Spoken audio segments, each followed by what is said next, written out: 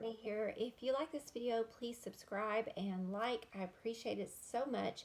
I want to share with you some things that my husband and I have done to pay off our house in a short amount of time. And I'm going to try to keep this brief. I can't really get into all the nuances in 10 minutes.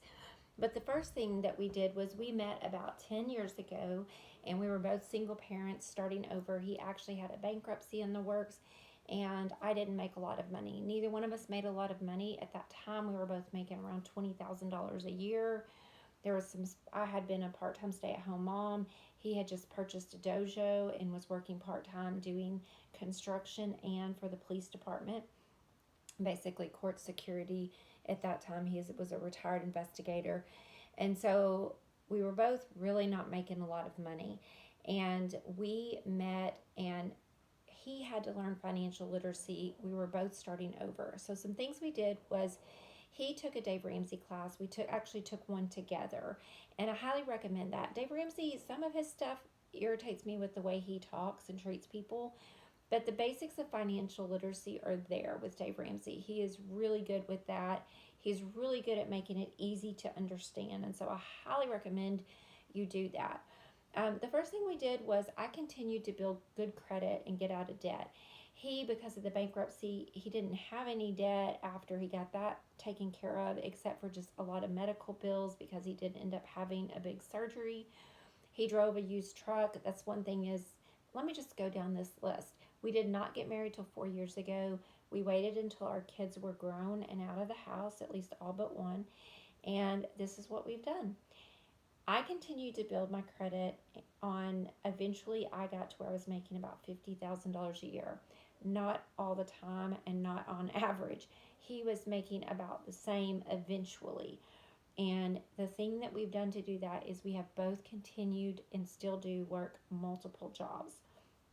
I work about 20 hours a week as a medical contractor, and I own an Airbnb with him.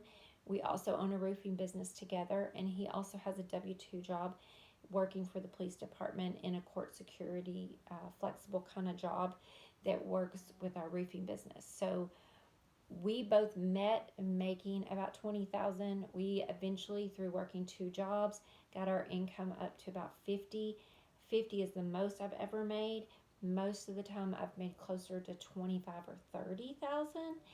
And so even though this scenario may not be everyone watching, please listen because it may help you. There are many things in here that you could do no matter what your situation is.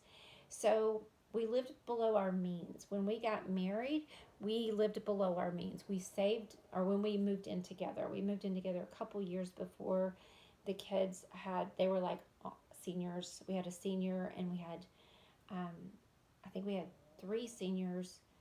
No, they'd gone to college. They'd all but one had gone to college. That's right.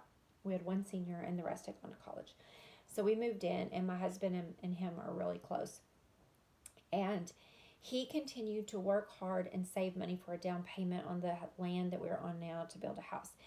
I was out of debt, and except for a vehicle that I used for business, and I continued to pay that off and save money. I kept working and working to save money. In my mind, I had that I wanted to save as much money as I earned in a year, and I did do that in 2019. In 2017, or 2018, I paid my car off. That was my last debt. So we ended up me building great credit, him rebuilding his credit, him saving a large amount of money, and we continue to live, and still do to this day, on about 30% of what we make. So the things that we do is we delay large purchases. So like right now, I would like to buy a pair of glasses and a new computer and a new phone. They all need it, but I'm delaying that because we are trying to have our house paid off in the next 4 months. We live way below our means. Like, I mostly shop at Walmart and Target and resale clothing, and I just don't shop a lot. We have, like I said, we got out of debt. We do not get into debt. We do not finance. There was one time we financed a tractor and paid it off in about 3 months because, honestly, I was trying to prove a point to my husband about the ridiculous cost of financing. He thought it was a good idea to do that to build his credit. It didn't really help. we pay cash for just about everything. Now, we do use credit cards, but we pay them off monthly. And as a matter of fact, right now, I'm thinking about going back to cash for a while because I do feel like all the bonus points that we get and the travel miles, it's such a pain in the butt. I'm almost to the point of thinking we spend more money using credit cards. And I have to think, I'm kind of going back to agreeing with Dave Ramsey on this. We do a lot of elbow grease type things. We do a lot of things ourselves. Now, I do have someone who cleans for me a little bit. We had some yard work for a while until we saved up and got a new tractor that we paid cash for. But other than that, we do have people who work on our cars, but we do a lot of things ourselves, like our house and our cabin. We built them ourselves. We shopped and paid cash for the appliances, the furniture. We never finance things like that, and we never go with the most expensive or the cheapest. We usually get the mid-grade stuff, and we buy used when possible, when we can find quality. Um, the last thing is that when we have large purchases, like cars and like vacations, we always do things that we can pay for out of our pocket. We follow Dave Ramsey to the extent that we have a 3 to 6 months emergency fund. We actually have about a year right now. We live below our means. We invest. Right now, our investments are a mix of savings. Our traditional IRAs are maxed out every year, and we just live on 30% of our income. Right now, we are making a little over 100,000 a year, but we're only living on about 53,000, and that includes our house payment. And actually, that includes our house payment plus an extra $800 a month on the house payment. What we have done over 4 years, and we've been in this house exactly 4 years this month. Our first payment was like February 1st, 2018, and it's 2022, almost February 1st, is everything we make above our bills and above our savings. Anytime we want to buy a car or something like that, we've put it on the house.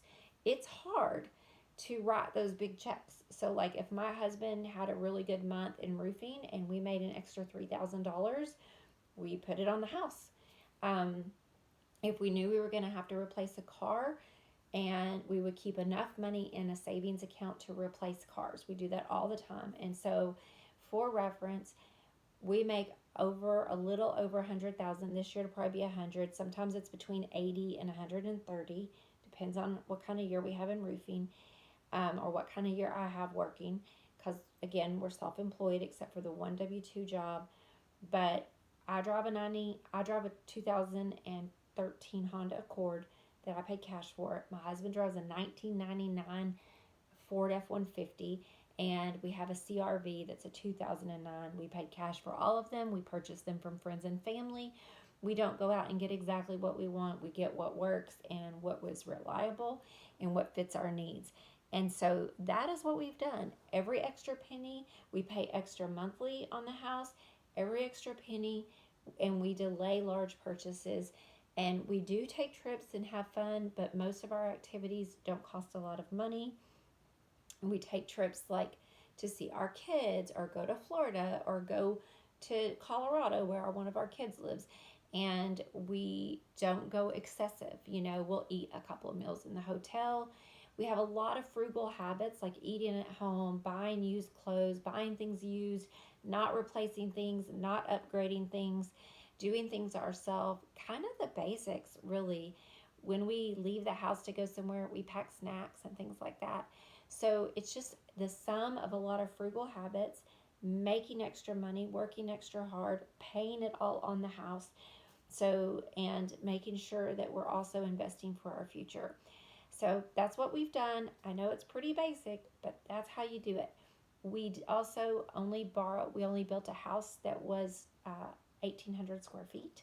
And so we did not go build a 3,000 or 4,000 square foot house for two people. And honestly, I wish we had gone a little smaller, but at the time we had a kiddo at home. All right, thank you so much for listening. I hope this helps you. Please share it with someone else if you think it would help them too. Again, please give a thumbs up and subscribe. Appreciate you. Bye-bye.